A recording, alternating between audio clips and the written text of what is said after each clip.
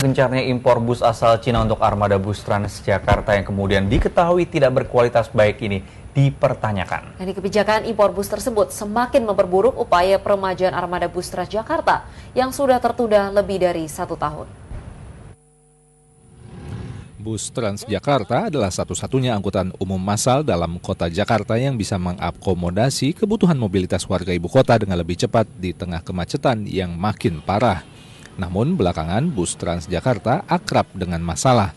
Bus yang rata-rata berusia lebih dari 5 tahun dan harus diremajakan masih juga beroperasi. Akibatnya kecelakaan dan kerusakan kerap terjadi. Dan bus baru yang diimpor dari Cina pun tak menyelesaikan masalah. Meski baru kerap mengalami kerusakan. Dari hasil pengawasan BPPT bersama Dinas Perhubungan, ditemukan bus-bus baru itu tidak sesuai spesifikasi yang sudah ditentukan. Catatannya banyak Mas, misalnya ya ada ditemukan itu tadi ya beberapa komponen yang tidak sesuai ya, alignment-nya belum cocok ya, settingnya belum selesai.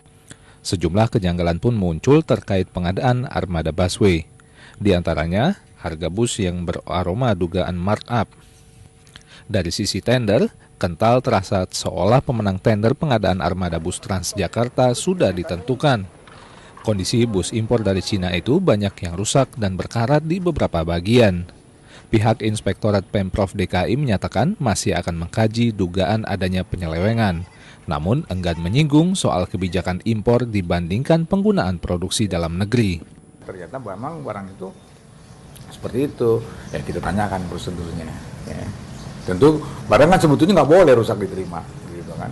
Ada dong yang bertanggung jawab. Masa orang mau beli barang rusak? Gitu. Ya sementara pengakuan mereka proses pengiriman kita lihat bukti, itu yang sedang kita kaji. Rekam jejak bus impor selama ini memang tak begitu bagus.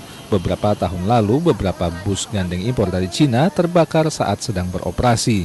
Selama ini armada bus Transjakarta sebagian besar menggunakan bus produksi dalam negeri dengan mesin buatan Korea Selatan dan Jerman.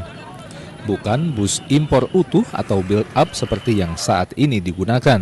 Pemerintah Provinsi DKI Jakarta sendiri selama kurun waktu 2013-2014 akan mengimpor secara utuh 765 unit bus dari Cina.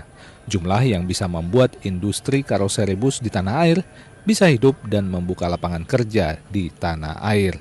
Tim Liputan SCTV melaporkan dari Jakarta.